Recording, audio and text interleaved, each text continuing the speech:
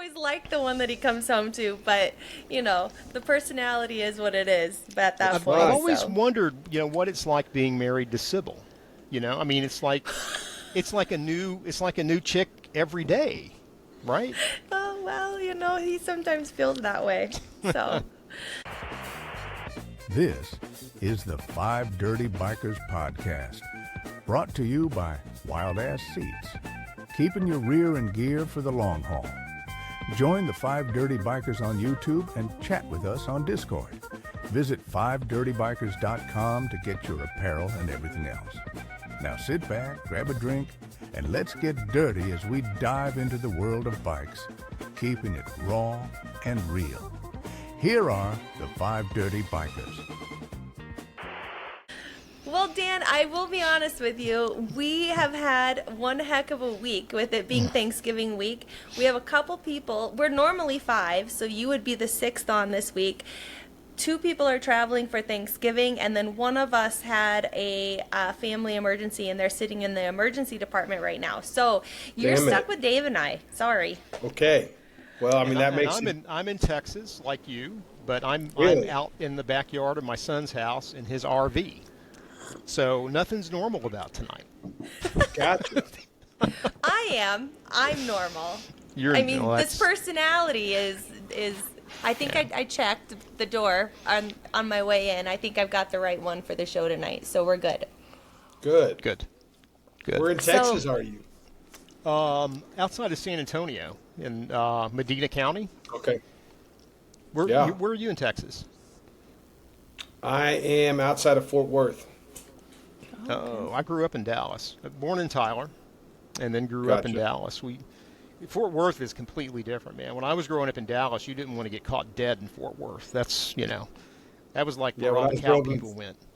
When I was growing up in Fort Worth, you didn't want to get caught dead in Dallas. Times have changed. I can see that. Although Fort Worth always had the best concerts. We always went to Tarrant County Convention Center or Coliseum or whatever it was for all the good concerts. Yeah, they don't do as many there as they used to. Now we got the Dickies Arena. I saw a couple of acts at the Coliseum, or the, what do they call it, the Tarrant Convention Center.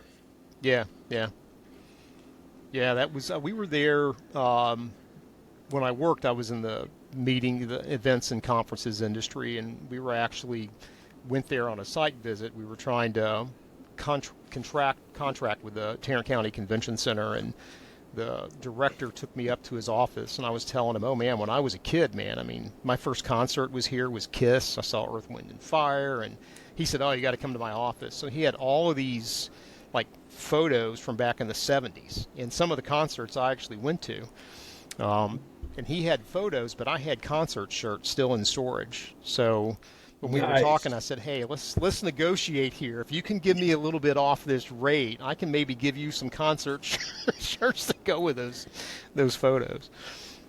It was really funny. Did that work? No.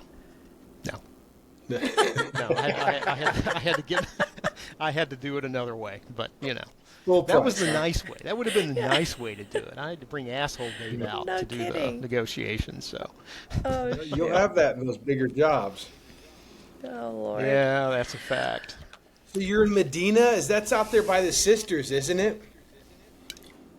Yeah, I think because I came to visit my son in May when he first moved out here, and I rode my bike down.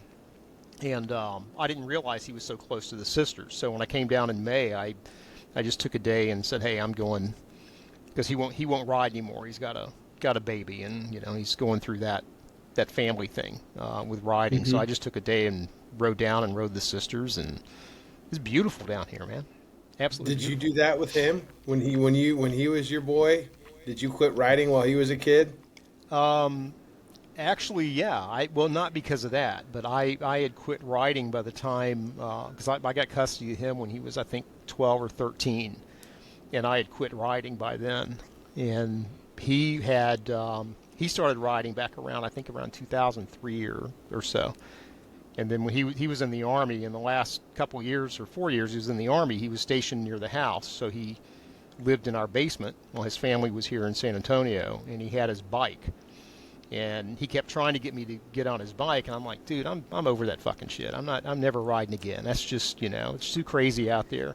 But every day I would pull into my garage, and his bike's parked right next to my car. So, like the week after he moved home, when he retired, I went and bought a bike and started riding again. Really? You never once rode his motorcycle? I never did. And then I guess it was about 4 years ago, after he'd retired and he was down here, he we were talking, and he said, "Hey, Dad, why don't we ride together? I'll bring the bike up, and we can go to Milwaukee," because he wanted to go to the Harley Museum. And so we started planning that, and about that time, Ryan had gone and posted a video of him riding in the Badlands. So I called up PJ and I said, "Hey, look, I've got like major ass vacation, so let's do this right." So we ended up taking about 2.5 weeks, and he brought his bike up to Virginia, and then we rode together and did a father-son trip out to South Dakota. Did the Badlands, rode around Sturgis, and had a really good time. Nice. Yeah, I'm going with my dad to the museum in 2 weeks. Oh, really? Oh, it's the first really? time? Yeah. No. I've been there like 3 times this year. I have a motorcycle in there right now, and it's been almost 2 years, and I was like, "Dad, they're fixing to fucking take it out of the museum. You got to see it while it's in there." So yeah, no kidding. Holy cow. I remember seeing it. We were up there last year for Mama Tried, and we saw it. So nice. Yeah. Yeah, I think is it the first time you've done a trip with your dad? I mean, no, absolutely not.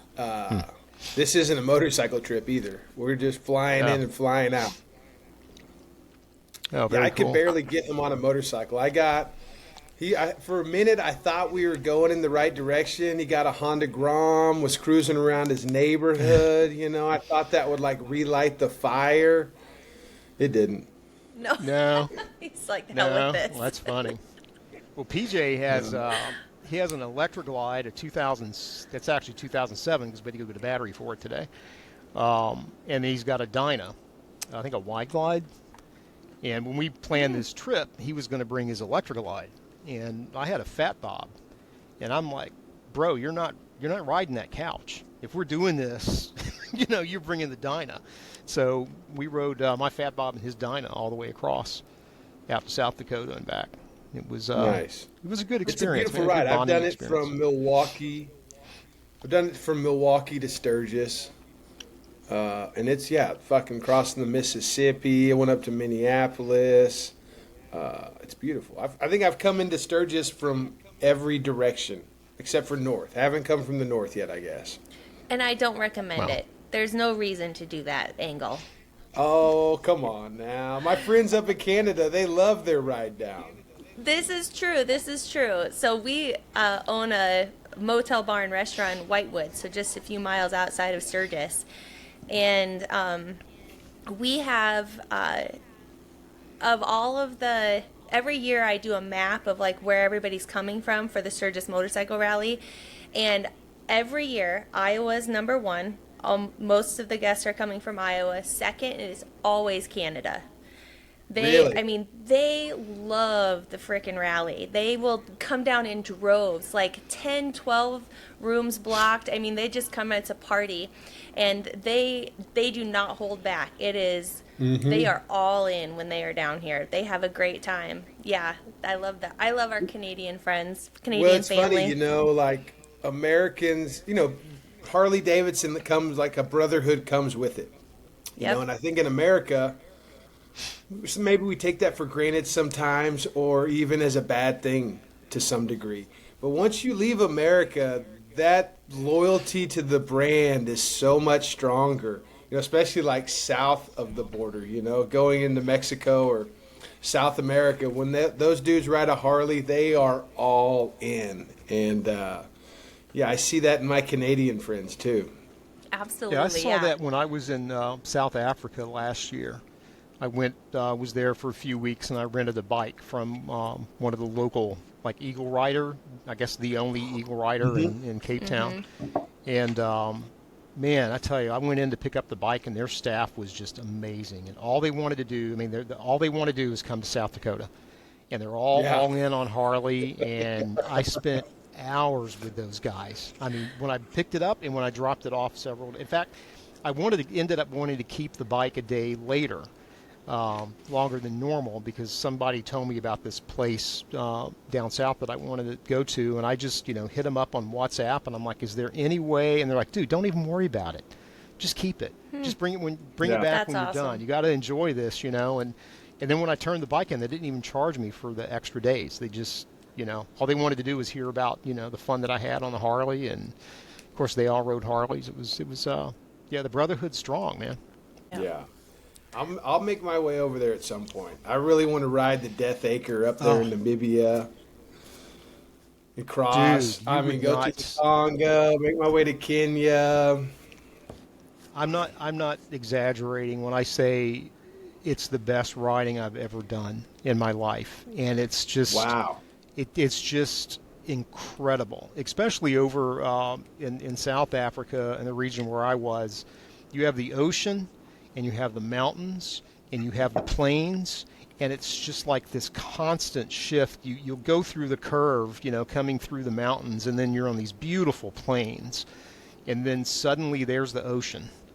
It's one of those trips you go on, and it just hits you at your core, like, wow, I'm really out in the middle of this, just something that you just don't expect. How many continents have you ridden motorcycle on, Dan and Dave? I'm curious. This continent, the one beneath us, and then I've done some time in Nepal with Motorcycle Sherpa. Okay. And that's it. That's amazing. Nepal must have been amazing. It's so good. It is so good. Yeah, it's How a about wild you, place. Dave? I've ridden in Europe, and of course South Africa, in North America. That's really Okay. it. I've been to Asia several times. I've never rented a bike. I think the next time I go to Thailand, or actually we're going to Taiwan in April, I think, and I may try to convince my family that it's okay if I rent a bike and go out for a couple of days. We'll It see. is. It is. Dan, I'm going to he have him just call gave you permission. Yeah. Have him call me, dude. Dan He'll has say, already "What? checked the box for you. His name's Danger Yeah, yeah. Dan, and you're I'll be saying your he wingman. says it's okay? Speaking of Danger Dan, I did wear my wow. Dangerous shirt just for you. Nice. I love it. Yeah, I wore it just for you. So for those of you who haven't caught on, who are listening to the podcast, I mean, I know we're not live, but let's make sure that we do a proper introduction here. Today we have on a very special guest. I think a guest that I would say probably at least one or two of our members probably are going to have some major FOMO because they're not here tonight. But the one, the only, Danger Dan. So I've actually have really enjoyed digging into you a little bit over the last few weeks. You and I met. Let's see, it would have been 2023. I introduced myself to you because I was with people who wanted to meet you, and I give zero shits. Like if I would have gone up to you and you would have been like, "Bitch, please, I don't have time for you," I would have been like, "All right, whatever," and I would have walked away. But I hope I didn't say that to you. You were not. You were fantastic. But what I'm trying to say is my feelings wouldn't have been hurt. I would have been like, all right, see you later. But anyhow, they wanted to meet you, so I did walk up to you at Sasha's in 2023 during his block party. Yeah. Yeah, and I kind of was like, I called myself the best wingman in the world. I walked up there and been like, hey, how you doing? My name is Andi, blah, blah, blah. And then I was like, and here's my friends. So, but you were awesome. You were super fantastic to chat with. So thank you for being amazing. Did I meet your friends? You did. You actually chatted with them for way longer than you should have. I actually went on to say, you guys need to let him go. You need, and Dan and Andy, Dave was shut one the of fuck them. up, because that was me and Ryan. Okay. I know. Yeah, we were standing out on the I street. wasn't going to call anybody out. I wasn't going to bring it up, but, since you brought it up, yeah, we were standing by that El Camino with all the beer in it and everything out on the street. Yeah. Yeah. Yeah. So, number one, I do have to know because I find it so interesting how people get nicknames. Mm-hmm. How did you become Danger Dan? Well, that is a story. Years ago, I used to play music a lot. And I was in a band called Walker and the Texas Dangers. Okay. And I used to it's like a 2007 Softail that I'd strap my guitar and my skateboard to. And we'd fucking tour. And the band would be in the van, I'd be on the bike. And like one of our first tours, actually all of our tours, I was on probation. I wasn't allowed to leave the county that I lived in. And the guys wanted to start a social media account. They wanted all of like the members to start a social media page. And I'm like, well, I can't put my name down and post pictures that I'm traveling the country and getting drunk every night. So yeah, since I was in the Texas Dangers, I just made Danger Dan my name, and it has just stuck. Well, it fits. I think it's awesome. I love it.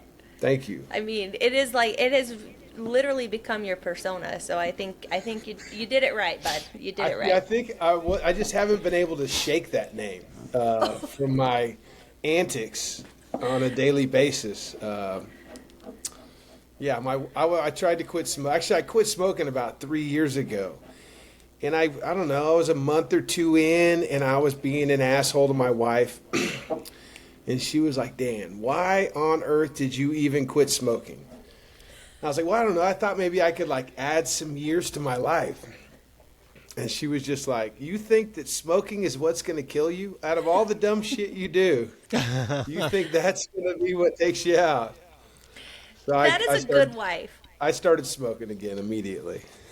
I have to give a lot of props to the wives, in the room and the ones that listen, because I think any wife who is willing to put up with their husband and their love for motorcycling in general, that is a big ask to be the spouse of said person. But also I think any good marriage is you have to not love what the other does, but you have to love that the other person loves what they do, and so that is a good wife. So kudos to her. You let her know that I said that. No, she's an amazing wife. Awesome. I love that. She's the only reason I'm still alive to this day, really. Truth be told. I think most husbands would probably say that about their wives. Yeah, fair. Yeah. So okay, I have another question because I know, because I listen to a lot of your podcasts and different things like that, and I've seen you at a variety of shows, and I know you have multiple bikes, but what do you typically ride? I know some of our listeners would be interested in that. Typically, I mean, I've got different bikes for different days, different tools for different trades. My 1959 Harley Davidson chopper has been like my go-to for years since I got rid of that Softail. Been coast to coast on it many a times, been to Sturgis, Daytona, Born Free, ridden through Mexico, up and down the Baja multiple times, through mainland Mexico. I've been to almost every state on it except for Washington or the Northeast. I did most of the Northeast last year, and then I broke a belt in the Catskills, so I didn't get to Vermont, Connecticut, or Maine. Not that I've ever tried to do that. My travels have taken me to practically all the lower 48. So, and then I have that bike that's in the museum right now, which is a 94 Sportster I built into a dirt bike years ago. I raced the Mint 400 on it, turned it into an adventure bike, took it on a bunch of off-road adventures. When my kids got to the age where I started getting them mini bikes, I, reintroduced myself to the love of the dirt. So I started buying dirt bikes again, and then I built that Harley dirt bike. Actually, I built Built another one that I ended up giving away on the show, a flat tracking bike. And then I built that adventure bike. And then in 21, when Harley Davidson put out the Pan America, I bought the first one to show up in Texas. And now I've been riding the piss out of that as well. So I rode that to the bottom of South America. I just got back from a 2-week trip through Mexico with some friends. Yeah, I love that. But I also have like a 1977 Yamaha XT500 that is a fucking sweet-ass bike. I got a 22 KTM 350. I got a Honda 50, a Honda 65. I got my kids' dirt bikes. Seems like, I got a 42 flathead tank shift race bike that's a fucking ton of fun to ride.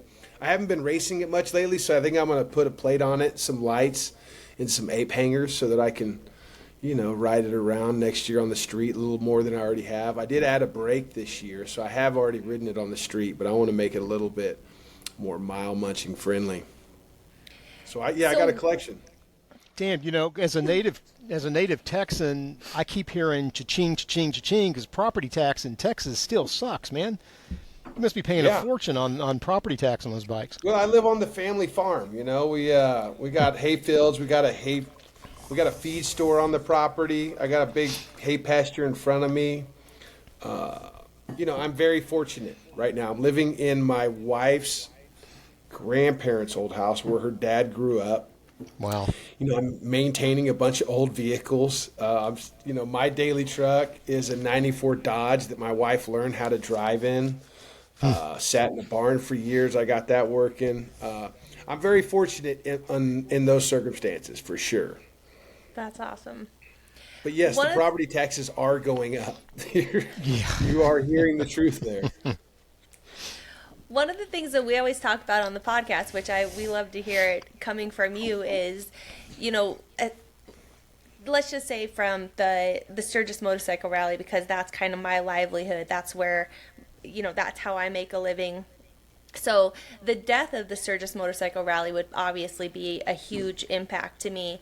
And we always talk about the age of motorcyclists. And if you come to the Sturgis Motorcycle Rally, the average age is, getting up there more and more all the time. And, how are we introducing younger children or the next generation into motorcycling? And is it feasible in the future for that to be maintained? So I think we love to hear that, your kids are definitely going to be, within that next generation, because we all talk about that. It would be a sad thing to see the culture of motorcycling drift away. Absolutely. I hear that a lot. The demographic of the Harley rider is aging out. But at the same time, there's another group of people aging in, that are getting to a point in their lives where they got a little bit more free time. They've got more money. They're able to purchase these bikes. They're able to go for rides. They're able to go check out Sturgis for the first time. Yeah. That's always going to be the case. But yeah, I think that there is not as much effort put into getting kids on bikes. I would love to see every Harley Davidson come with a black and orange Strider bike, that the person that buys that Harley can give that to some kid in his life, or even if it's not his son or give it to his neighbor, just some kid that receives a two-wheel instrument from a fucking loud rumbling Harley. That's a $100 fucking guarantee that kid's gonna buy at least a fucking t-shirt one day. Yep, I would agree with that. That's true. The interesting part is Strider, the little Strider bikes, that company originated here in Rapid City. Mm-hmm. And I know I don't know him well, but just being a small community, I've gotten to know him and the company. And Black Hills Harley Davidson was the first Harley Davidson that they partnered with. They sold Harley Davidson Striders at Black Hills Harley Davidson, and this was years ago, and now you can find them all over the country. Yeah. But you're right. That is a great incentive. A little kid knowing that he's got a little bike that looks like his dad's is very impressionable. Cool uncle down the street, the fucking outlaw neighbor guy, whoever it is. You get a bicycle from the guy with the motorcycle. It's pretty good. And the thing that was Marilyn Stimp's involved with the all kids bike, that's an incredible program. Putting those bikes in schools for kids to just, learn how to ride them. Just show people that you can ride a two-wheel vehicle. It's not that difficult. I kind of take it for granted a lot of times because seeing, like all over the fucking world, there's people going to get groceries with their families on 125cc's. It's more of a utilitarian vehicle. We're here in the States, everything's a little bit more spread out, and there are so many fucking cages with people looking at their cell phones. It is intimidating to get on a motorcycle and go for a joyride. And a lot of people, like in Texas, don't have access to like public land or places where they can just get on a dirt bike and go check things out. So, I think a bicycle is a great place for people to start. And I also think not everybody should be on a motorcycle. I'm also... That's true. I don't think we should make it that easy for everybody to get on a motorcycle and ride down the fucking interstate. I would agree. I think there's a lot of energy put into getting people that probably shouldn't be on a bike. And I know that's probably not a popular statement, especially in the motorcycle industry, but I don't think everybody deserves a Harley. I wouldn't be shocked or disappointed if the prices went up. It should be something that you got to work for. Not everybody gets to fucking ride one. Well, we've actually just talked about both of those topics. We talked about Harley's market, who they're targeting from a market perspective. But on our most recent podcast, we talked about what makes a good rider, and that was discussed. Some people just shouldn't be fucking riding a bike, period. And, I mean, I share the story all the time because we have it happen at least 5 times a year. Where I'll be serving drinks at the bar and somebody walks in and they'll belly up and they're like, I made it. I'm here for Sturgis. And I said, well, where'd you come from? Oh, Texas. Bought my bike last week. I was like, oh, great. How long have you been riding? Since last week. I'm like, oh, motherfucker. No, you check in, you let me know where you're going, and I'm going to send everybody else.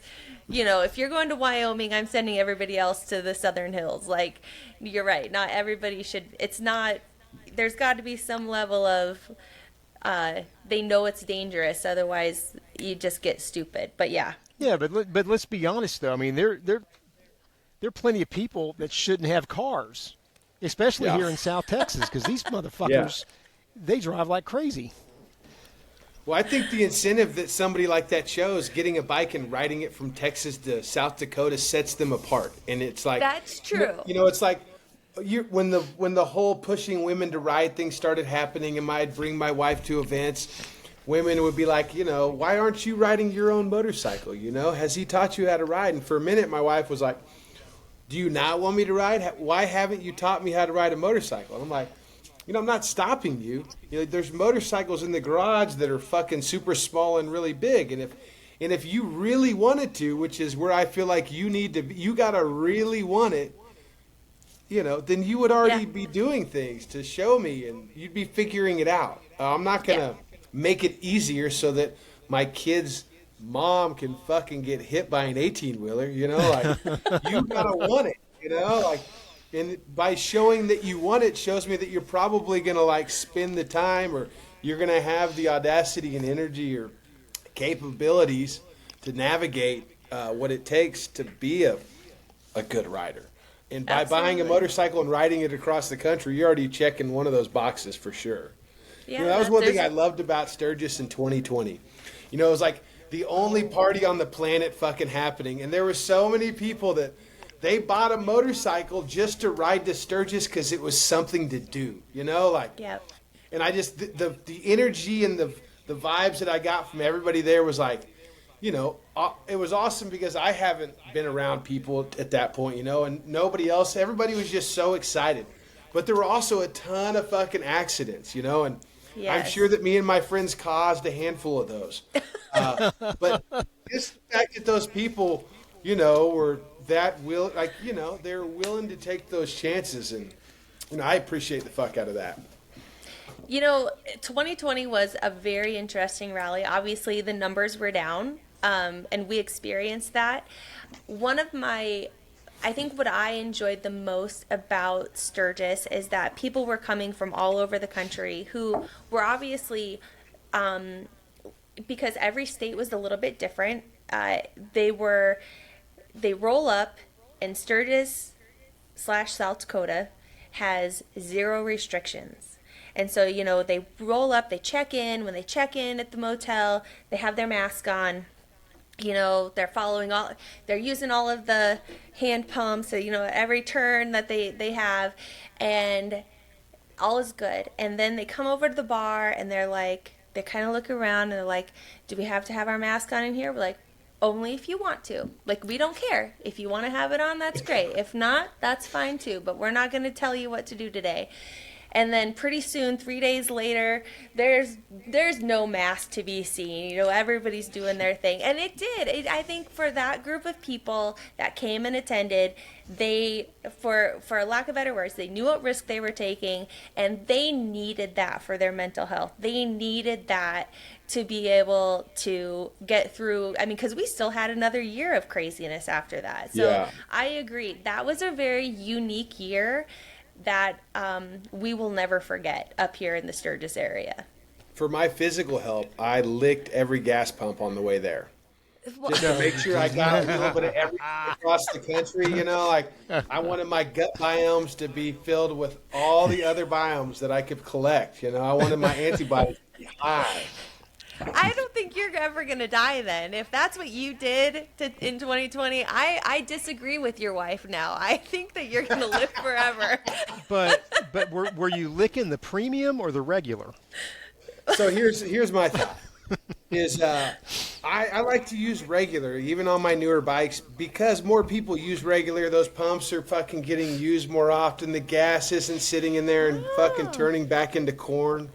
So I was using regular. I like the way you think, because we've also had that discussion periodically about, what gas you should use. And in rural South Dakota, sometimes you don't have a choice. Yeah. You just roll up and you have to pick whatever they got. So, well, if you're in a sketchy part of town, you probably shouldn't use the premium, because ain't nobody else using the fucking premium, and that shit could have been sitting in there for a month. True. Now, if you're in the nice part of town, you can put some of that higher octane in there and burn out some of the shit that's carbonized on your fucking pistons along the way of using the regular gas. But, for the most part, the regular octane is just fine. If I wanted to go fast, I wouldn't be buying a fucking Harley to begin with. I'd be on Kawasaki or some shit riding fucking, race fuel.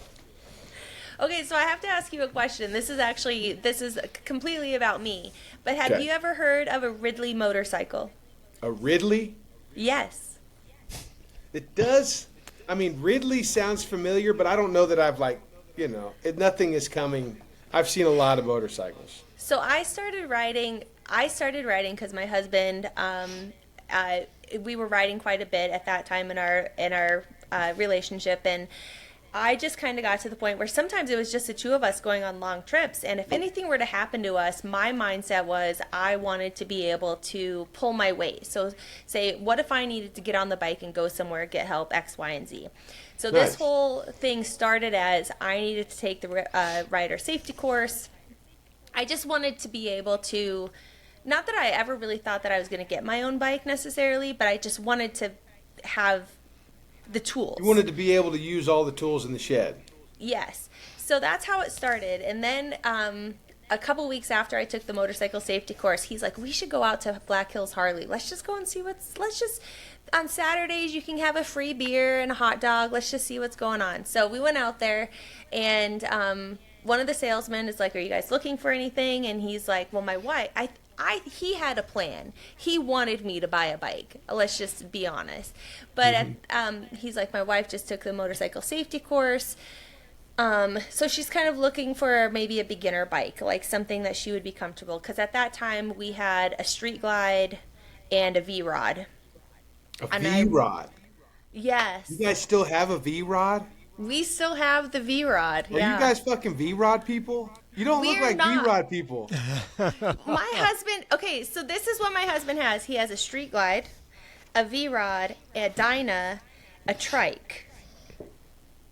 That's what he has. Well, he has a trike because he was in a really bad motorcycle accident, and that was the only thing that he could do for a period of time. But so we get out there, and the salesman said, "Hey, there's this. Have you ever heard of a Ridley?" And we're like, "No, never heard of that." It's an automatic motorcycle, and it was built for women and beginner riders. And it's about 450 cc's, weighs a decent amount, probably about 600 pounds, and it's built very much like a Heritage Softail. It sits about 24 inches off the ground, so it's got really good center of gravity. It's not too high off the ground, so you have your feet on the ground. It's very comfortable to ride. It goes about 85 miles an hour tops, but so we ended up buying this Ridley, and it was a great bike, especially for somebody who's new to riding, especially going through the hills, because you don't have to worry about the shifting up and down. You just have to worry about leaning in and out of the curves and different things like that. So it was a great bike, but I'm always curious to know people who are like super into motorcycling if they've ever heard of it, because some people are like yes, and other people are like no, and then I was thinking like a Sears catalog bike, some kind of small fucking pocket, pull start. I was way off. So they were actually sued by Harley Davidson, and they ended up going out of business because they would name their bikes like, what is the name of my bike? It's called not a street glide, it's something glide. And so they Harley said, you still have a Ridley? Yeah, I still have it. Yeah. I have your number. I'll text it to you so you can see it. And next time you're in the Black Hills, we will let you cruise it around, because everybody's like, I'm not sure how this looks. It's loud as hell. It freaking just rips around it's a lot of fun to ride. So I highly recommend it. So next time you're out here, you can take her for a spin. I like all motorcycles. I did ride an Africa Twin that was automatic. It was strange. I could see it having a place. Yeah. It's a great starter bike. I mean, that's what I think of, like, for your wife. Because it can be intimidating having to learn the clutching, and it's obviously you're not turning the steering wheel, kind of managing all of that at one time. I think it's a great way to do one or the other, and then eventually you can combine both skills at once. Yeah, well, she can run a clutch. She rides her little dirt bike around the yard and at the events. And seeing that, she will never get on a motorcycle to go down the street. I could, not only is the want to not there, yeah. Fair. Yeah. She likes the big truck with the fucking ranch hand on the front. There you go. I think her and I could be friends. I drive a Dodge Ram 2500. That is my go-to vehicle. I like to be bigger than everybody else on the interstate. Absolutely. That's my go-to day to day. So I'm with her on that. So, well, Dan, let me ask you, out of all the adventures that you've been on, out of all the riding that you've done, what is the one place you've been, or the one ride you've gone on that is hands down the one thing that at the end of the day you say, thank God I did that? What was the most amazing, most impactful thing you've done? God, I mean, there's so many ways to answer that. I mean, the biggest ride that I'm glad I did was riding from my house down to the tip of South America. Because when I first built that Sportster, that was the plan, was to like ride it to the bottom of South America. And then my friend Bear has a company called Motorcycle Sherpa, and he invited me to go ride in Nepal. And it's one of those guided trips with a bunch of people you don't really know unless you bring your friends. And I had no interest of traveling that way. And then I went on his trip, and it changed my perspective completely. It just, I love trying to figure out where we're going, what I'm going to eat, all the challenges of the road. I'm not much of a planner. I like to do it all on the spot. But going over there and releasing all that control to him and his crew who had curated the stops, the routes, and just being able to like take in the culture and look around and just not really worry about where I was going. It just seemed like a more efficient use of my time. You know, I got a family back home, and if I'm going to be away from the house, I want to efficiently use my time away from home. So after that, I decided, well, I'm not going to ride my motorcycle down to South America. I'm going to fly into Colombia and, you know, be a part of a tour and have somebody that knows the area show me around. So, you know, I'd kind of like just gone away from trying to accomplish the feat of riding to the bottom. And then I got that Pan America. And I did a race called the Mezcal Moto Rally from Austin, Texas to Oaxaca, Mexico. It was a 3-day rally fueled with tacos and tequila, or mezcal specifically. And it was incredible. That was fucking great. Great time. And when I was looking at the map, like when I'm in Oaxaca, I'm halfway to my friend's place in Costa Rica. And this is an old outlaw chef guy that I hadn't seen in years, who was just living on the beach surfing. And I'm like, well, I should go see Terry. I haven't seen him in years. I'll be halfway there. So I continue on, and I ride from Oaxaca down to Costa Rica. From leaving my house, I got to Tamarinda, Costa Rica in 7 days. Wow. And it was a fucked 7 days, crossing the borders in Central America. You know, I fell asleep going down the road in Chiapas, Mexico. I pushed it really hard. It was not very smart.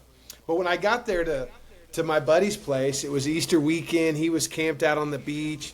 He cooked me burgers in the sand. You know, this professional, world-renowned outlaw chef cooking for me on the beach with a bunch of like local rum. We did some acid under a full moon and watched the waves come in, and then we surfed the next. I mean, it was incredible, right? And then we had a conversation, and he was like, Dan, you know that you just rode the new Harley Davidson Pan America down the Pan America Highway, further than anybody's ridden the Pan America. And I was like, no, I hadn't even fucking thought about that. He's like, yeah. Well, the problem is it doesn't stop here. You got to go all the way to the bottom. And I was just like, you know, well, fuck, I should tell my wife. You know, that's probably one of the first things. Because she thinks I'm coming home after this. I called up my friend Randall because I couldn't afford to just be gone that long. My buddy Randall was like, dude, I would love to see you complete that. And he helped, you know, financially support this trip. And so I flew home, and I got my wife. I hadn't told her yet. I brought her back to Costa Rica. I put her in the beach, you know, at the beach in the sand where she loves to be. And I was like, all right, here's the deal, babe. You're going home, and I'm going to keep going, you know. And she was very receptive. And I did that. I ended up doing that trip unplanned from the get-go. And that was awesome, you know. Once I decided I was going to go to the bottom, you know, I didn't go down the Pan America Highway. I picked the most dangerous road in every country south of there and rode my motorcycle to that road and did it and made my way to the bottom. And, yeah, it was fucking incredible. Incredible. That is awesome. That is awesome. You didn't even know that you were going to do it, and then you did it. I just can't believe it.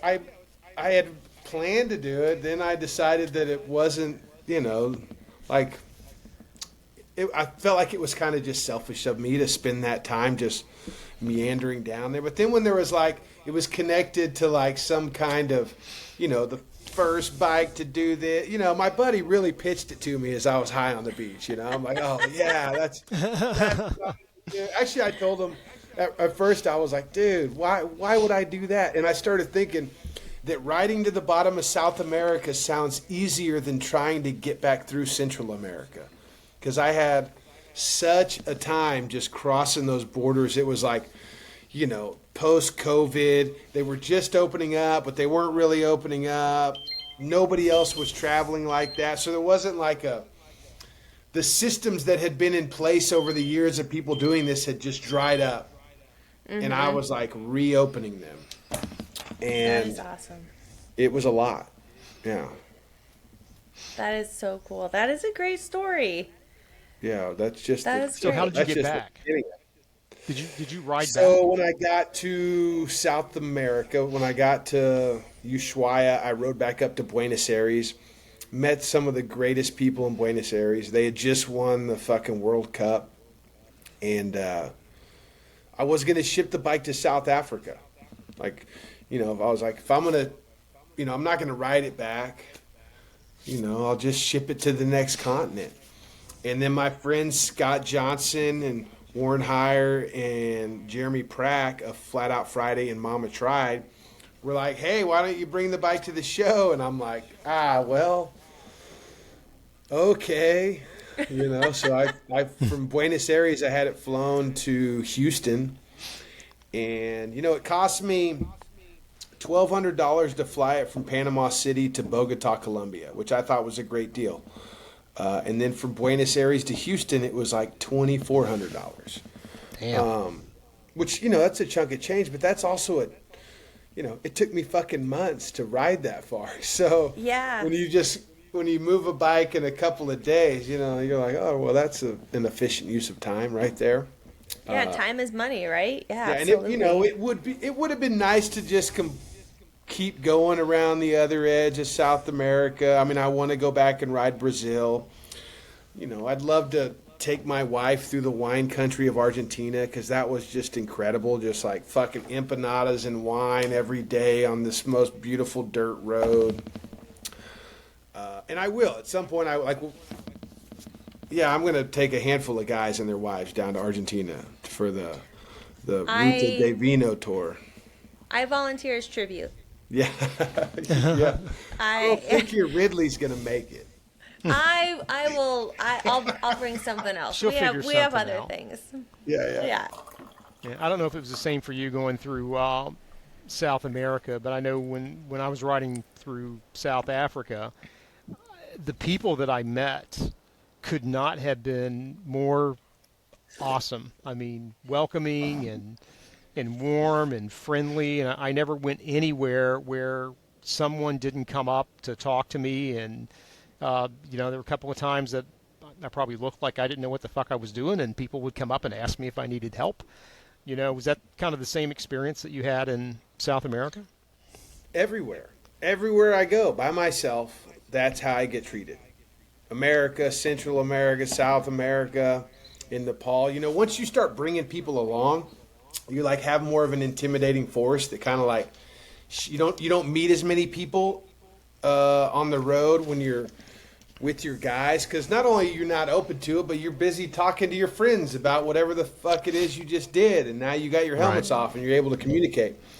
But yeah, that's been my experience everywhere I've ever ridden a motorcycle, is that people are overwhelmingly welcoming and helpful, especially if you stay off the interstates. You'll find that America is just that way. If you're riding two-laners across this country, every fucking person wants to tell you about their uncle and their Sportster and how it looked just like the bike you're riding.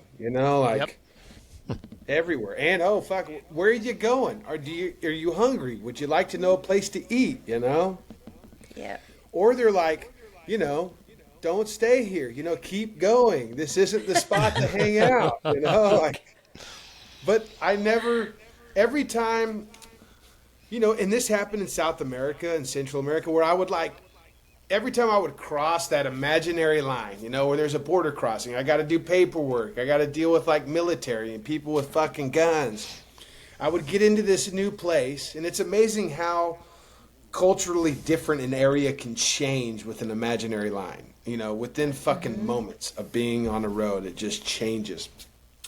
But it seemed like I always just put up this guard where at first I just thought these people that were giving me funny. I mean, I'm on fucking back roads. I look like a space alien on this fucking bike that nobody's ever seen before with flames all over it and shit. I would start thinking that maybe they're out to get me. They're out to they see that I've got money and they want it.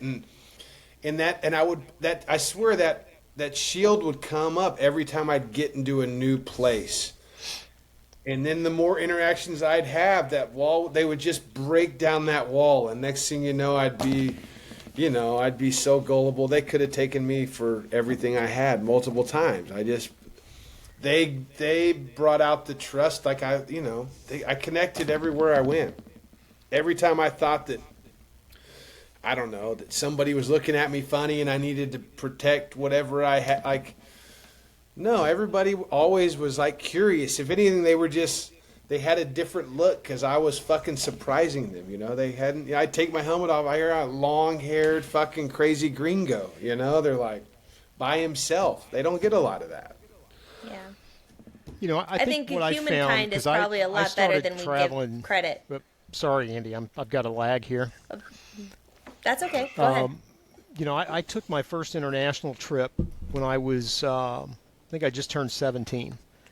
And over my life, I've traveled all over the world. I mean, I've been more places than I ever had a right to expect to go. And what I've always found is that no matter where you are, whether you're on a bike or not, you know, what you put out, what you project is what comes back, you know, because at the end of the 100%. Day, we're all people, you know, and obviously there's extremes on both sides, but by and large, I'm kind of like you. I may be naive, I may be gullible, but I think at the end of the day, if we treat each other like humans, you know, that's how we get treated back.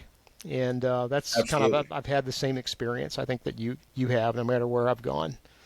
Even back during the Cold War when I went into Soviet territory, you know, for the first time. I didn't know what to expect, and you know, and I had kind of listened to all the shit that I'd been told on what to expect. But, you know, I remember the first time I met a Soviet soldier and we saluted each other. It was in that moment I realized, wow, you know, we really are the same, you know? Yeah. I mean, same age, it's just we wear a different uniform and we both want the same thing, maybe a little, you know, different here and there, but got different ideas on how to get there.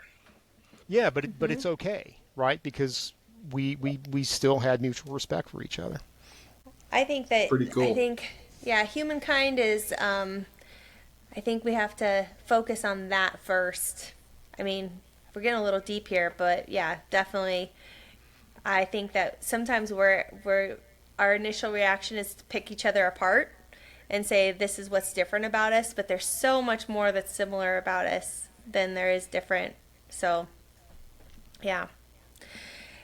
Well, I'm gonna kind of go back to making sure that we talk about you, Dan. I mean, we've talked about you a lot, but I'm gonna fangirl a little bit here. Come on. Okay? So, I am probably an over researcher. Let's just say that. You have a lot going on. Like, I'm a busy person. I have a lot of shit going on in my life on a daily basis. But, like, listening to your podcast and looking at your website and then also kind of seeing what you're doing from a social media aspect and who you're involved with, that way you are, I don't know how you have time to work on that 1994 pickup truck, but you, because I have to. I have no other choice. You have to. I mean, you have your podcast, obviously, that you do where you talk shop, which is, I've listened to some of that, and a lot of it is way over my head because I am not what I would call technical when it comes to motorcycle stuff.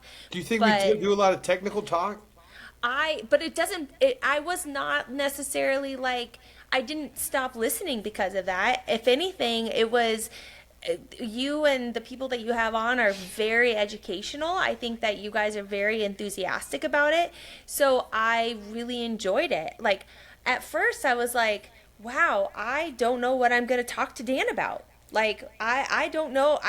I can tell him that my bike is 450 cc's, but that is it. Like, I have nothing else to offer this guy. It's funny you say that because I feel like I don't even talk about motorcycles that much on my podcast. You know, like, it's a bunch of people I've met through motorcycles, but generally, you know, sometimes we talk about kids or just life in general. You know, people that we meet. We talk about experiences. What you put out is what you get back. Yeah.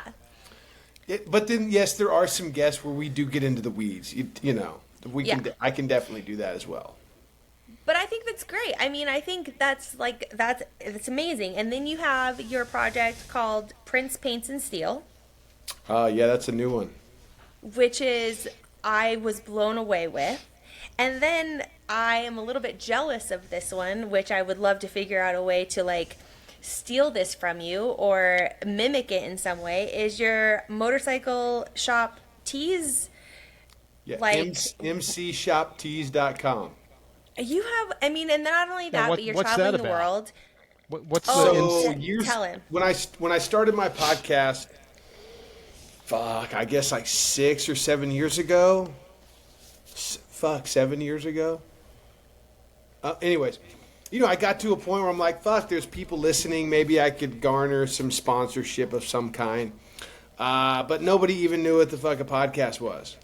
So I took a different approach. And one of my local motorcycle shops, Brown Cycles out of Dallas, Texas. They've been around for 50 years. A super rad old man. He's been incredible to work with over the years because, if I go in and ask for a part to fix something, he's like, oh, okay, you're fixing that, but why are you fixing that? Let's figure out why that broke. And he'll walk me through, I've learned so much from him. But anyways, he wanted to support the podcast. And I'm like, well, the listenership is worldwide for this Dallas shop, the sponsor. I don't think that I'm going to be able to give you in return. He's like, I don't care. I just want to support it. I'm like, well, let me think about this. So then I came up with an idea based on a company my sister-in-law worked with, which was a company called Dive Bar T-Shirt Club, where they feature a different dive bar every month.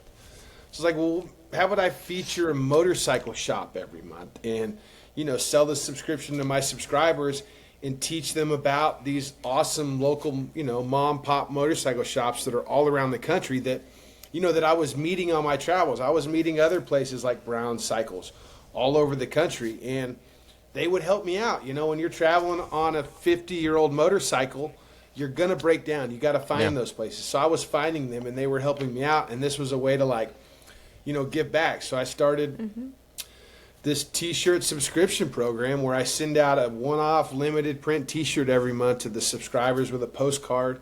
Tells you about the shop, what they specialize in, where they're located, how you can get a hold of them.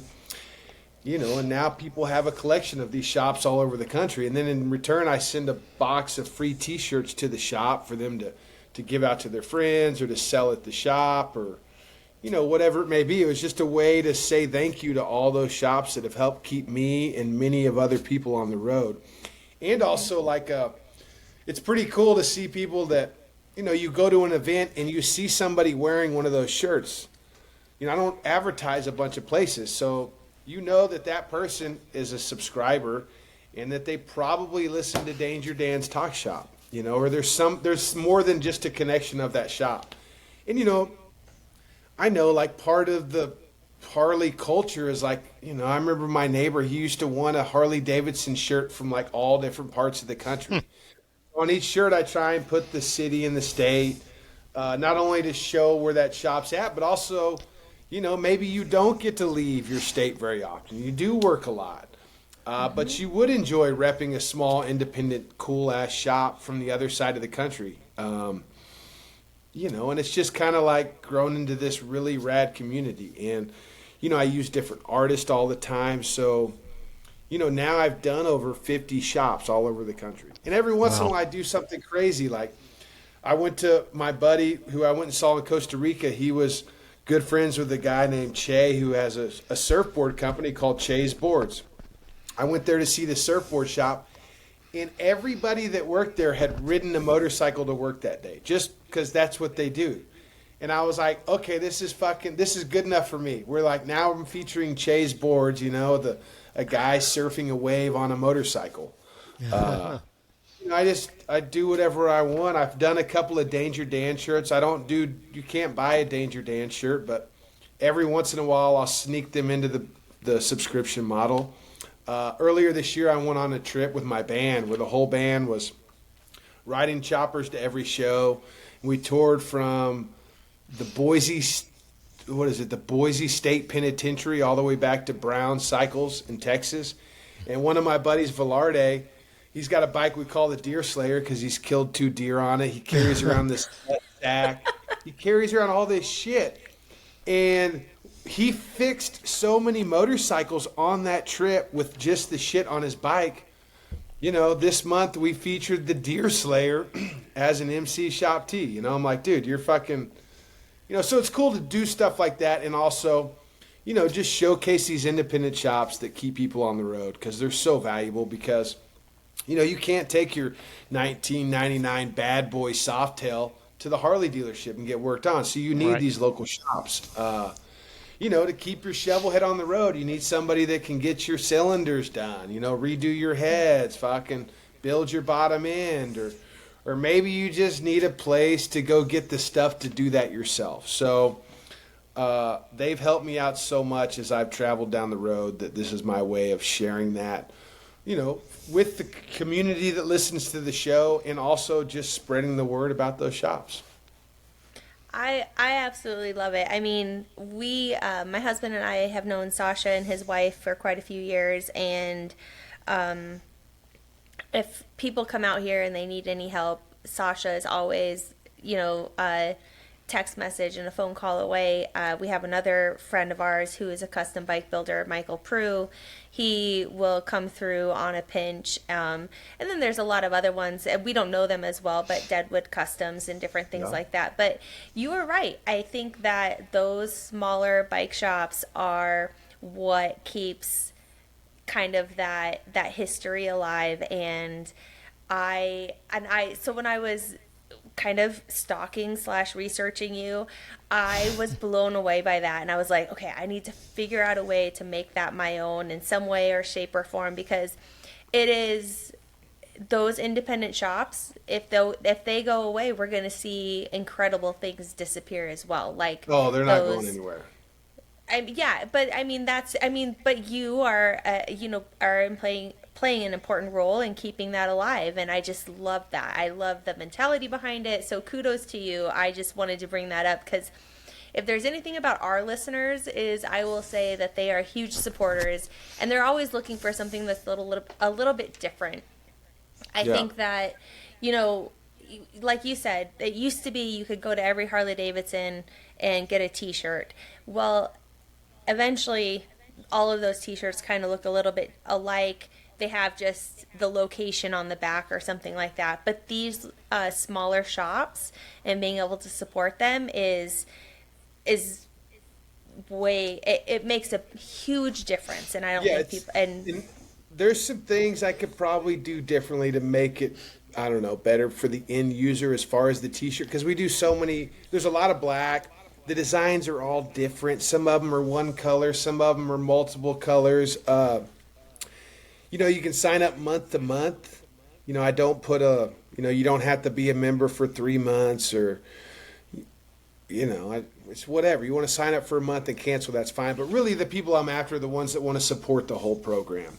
Yeah. And then you can also buy it as a gift, 3, 6, and 12 month. Christmas is right around the corner. If you got a friend that rides, maybe he's not wearing a dangerous shirt all the time. We will put the link up, because I will tell you, I think that it's the best idea ever, and I just wanted to make sure that we talked about it today on the podcast, because I was blown away by that as an option. I appreciate that, because I'm not a real good self-promoter when it comes to those things at all. That goes back to me being a really good wingman. Remember? Nice. Beginning of our conversation tonight, I'm a really good wingman. You're killing it. So you also are traveling all over the world on a regular basis. Obviously, you just said you were in Mexico, but what are your plans for 2025? Because I'm very curious to know where you'll be. Well, I'm trying to lock down some things. I got some big things in the works that I'm trying to navigate right now before I commit to, some of the normal shows back home. I think right now the big things that I will be in the States for are the Tennessee Motorcycle Music Revival, Born Free Texas, which is next fall. Oh, and the Texas Fandango for sure in Fredericksburg. And I'll be in Italy in January for the Motobike Expo. I'm going to take my wife on a little tour around Italy in the wintertime. Nice. Yeah. I hope she feels that way when we're fucking cruising in that cold temperature. I got to tell you, Just Dan, remember my that- favorite time to travel Europe is in the winter. It absolutely, Really? hands down. I lived in Europe for 7 years, and anytime I go back, if it's not for work, where I don't have a choice, I always schedule it in the winter, because that's really, for me, one, there's not a lot of tourists, so you don't have to deal with that bullshit. But for me, that's really where the character of the cities really start coming out. Is like January, February time frame. It's you really have an authentic experience, because there's no tourists there. I'll pitch that to my wife. Reminder: we're getting an authentic experience here. But if she hates it, it was Andy's idea. Okay. Fine, I'm okay with that. It was the wrong personality that gave you that advice. I mean, my wife will be so happy to be anywhere with me, gallivanting around, drinking wine, and eating spaghetti. I mean, come on. Nice. It'll be great. I would bet because of your travels, like any quality time she gets with you, she's probably pretty appreciative of that. Absolutely. And I find it when I do, when I am at home, I don't just take her out. I want to hang out with my kids too, like she's like, "Oh, I'm going to pawn the kids." I'm like, "No, we're fucking bringing those fuckers with us, I've been with them for 2 weeks, like shit. She's like, "I need some time." Yeah. So will you be at Mama Tried in February? Oh yeah, Mama Tried, Okay. How can you miss Mama Tried? Yes, that is, it's funny. I was talking to Scott, one of the founders, went with me on this trip through Mexico. And, I always think it's hilarious to tell him when I first heard about Mama Tried, I was in Milwaukee.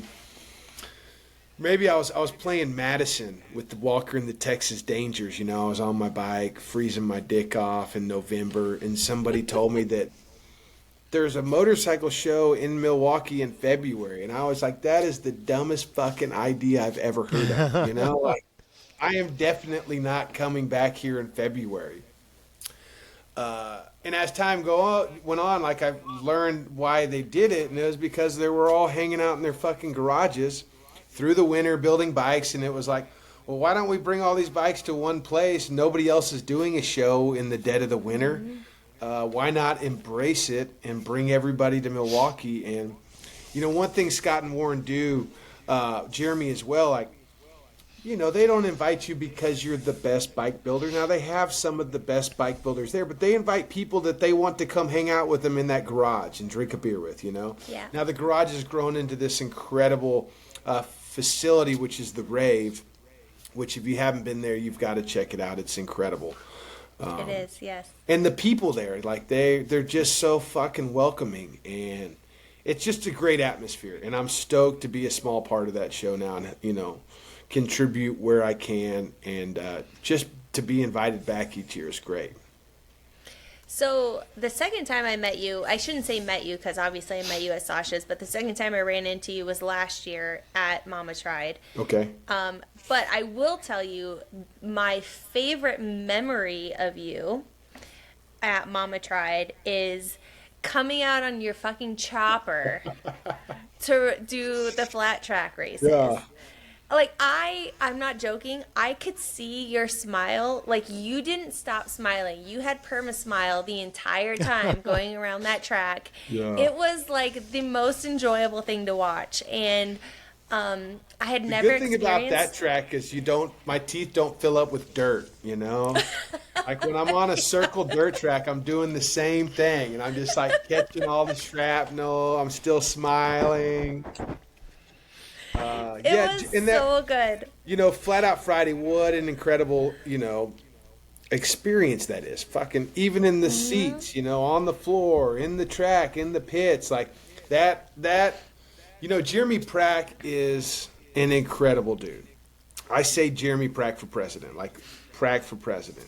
I went up there years ago in the summertime and got to spend time with Jeremy and Scott.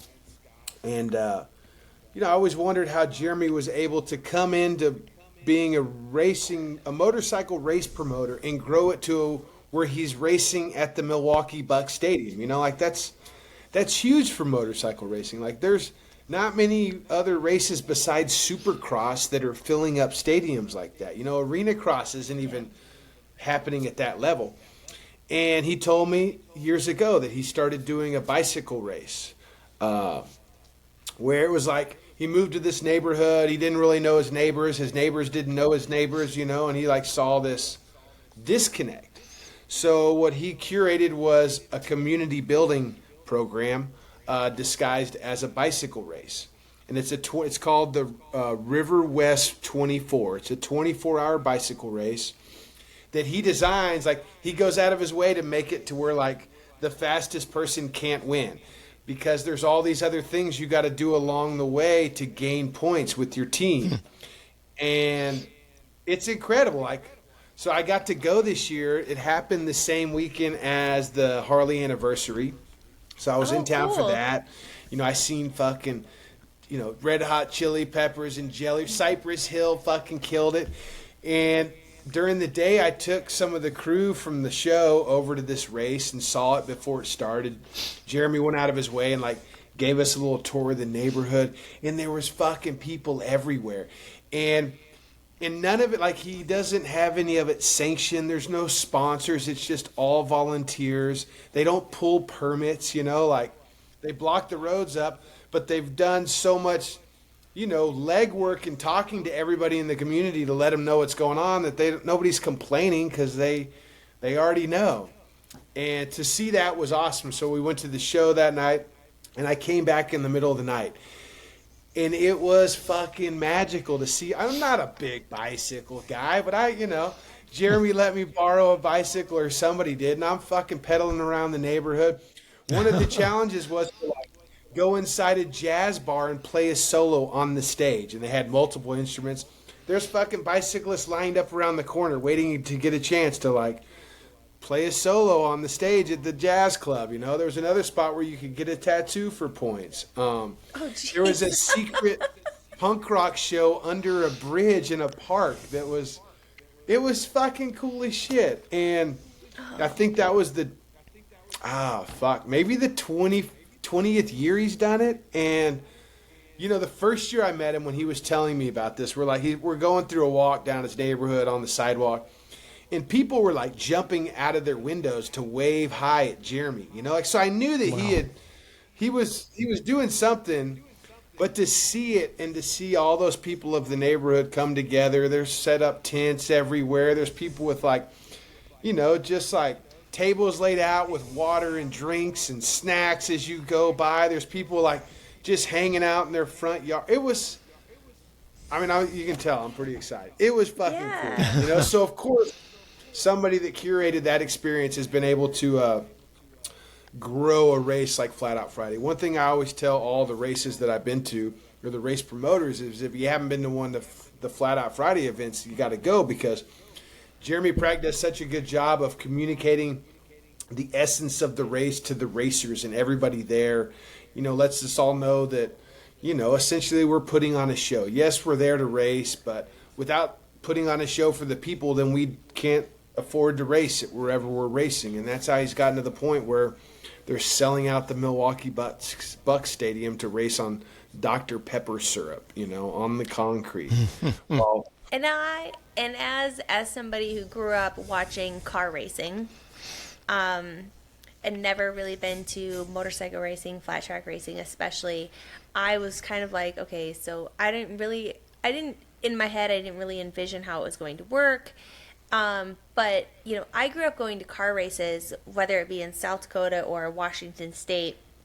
What kind of car race? NASCAR, drag strip? Well, so drag strip, a little bit of that, but also just local quarter track racing, different things like that.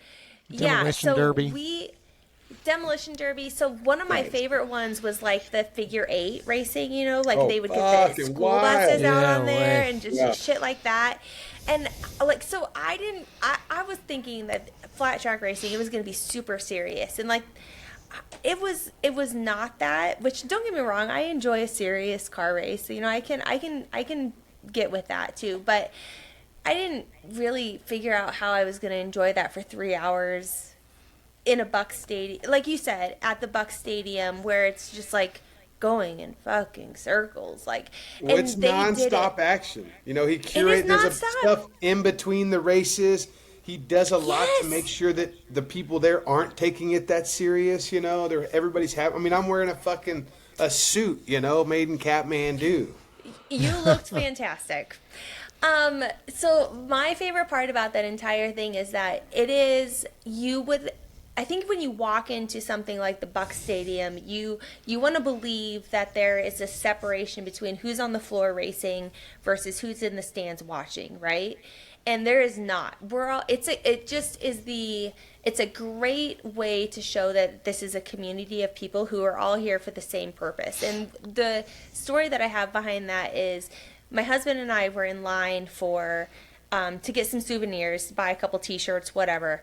And this gentleman walks up to us. We were like second in line, and he's like, "I don't want to be an asshole. I can't cut. Here's $40. Will you buy me a T-shirt for my son? I am next in line to race." And I said, "Yeah, absolutely." And it happened so quickly. Like, absolutely, if you need to race, so in the whole exchange, like, it was just so quickly. My husband was like, "You don't have to give us money. Like, here's a T-shirt." And like, the guy walked away, and like, we ended up running into him later, and the guy's like, "Do you guys want money for that T-shirt?" And I was like, "I thought you gave us money for it." He's like, "No, your husband wouldn't take the money for the T-shirt." I was like, Yeah. then I'm not worried about it. Like that's just like how small it was. Like, this guy is like, "I need to get it," because his son is just as much of a fan of this whole situation that's happening, but yet he's racing. I just was like blown away by how small town it is in the big city of Milwaukee, if you will, if that makes any sense. It was a great experience. I am so looking forward to being there again in February. I will. Hopefully, we can have more of a conversation when I see you there. I'd love that. Yeah, absolutely. So I do know that Dave, do you have anything else for Dan? Yeah, I have a lot, but we've reached our end of our time. Yeah, I know. Yeah. I know. And Dan, hopefully you'll come back on. I mean, I think we could spend days. We can do this again. Maybe when you got the whole cast and crew. No. Problem is It'll that just you be might me not and be able Andy. to talk. Yeah, we don't need them. Whatever. Yeah. Okay.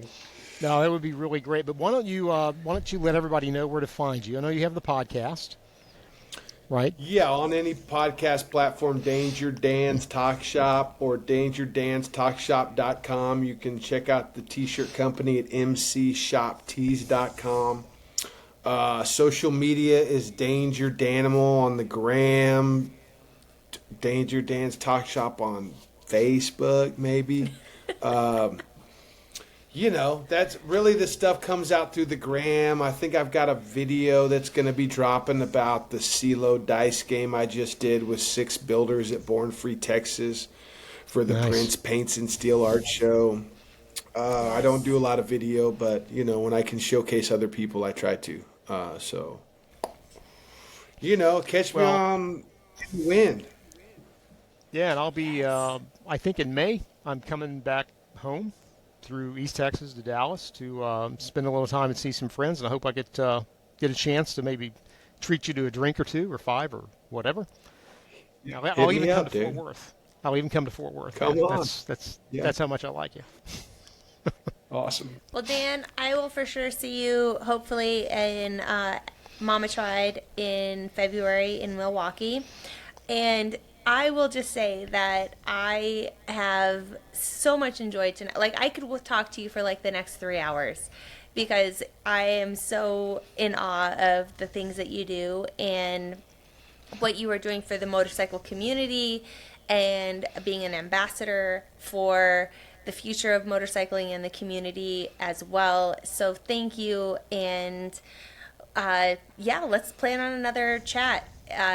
Maybe next time just the 3 of us as well, because if Ryan were here, he would never let you talk. Okay. Yeah, that's So- However y'all would like to do it. Yeah. So thank you so much. Is there anything else that you want to make sure that our listeners know before we sign off? No, I appreciate y'all reaching out, and I look forward to doing this again. All right. Thanks, Dan. We appreciate you. Peace. Well,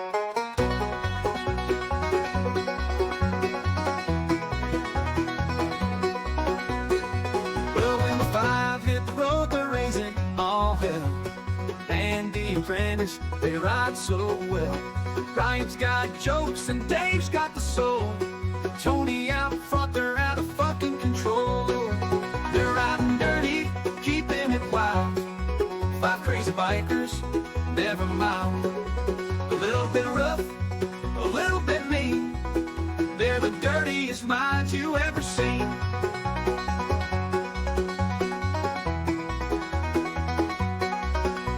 Now Andy's got sass and Prince got grit. Ryan's always laughing and talking his shit. Dave's got rhythm, Tony's got bite. When they hit the road, it's a hell of a sight. They're riding dirty through the hills and bends. Five dirty bikers, no need to pretend. Kicking up dust, feeling alive. There ain't no stopping the dirty five.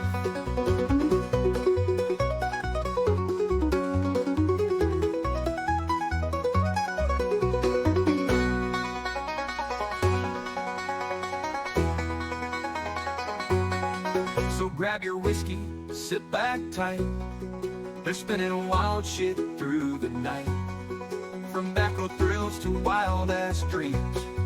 It's down and dirty, busting at the seams. They're rolling through town, laughing out loud. Five dirty bikers, reckless and proud. From dusk till dawn, it's a hell of a ride. With the five dirty bikers tearing up the countryside.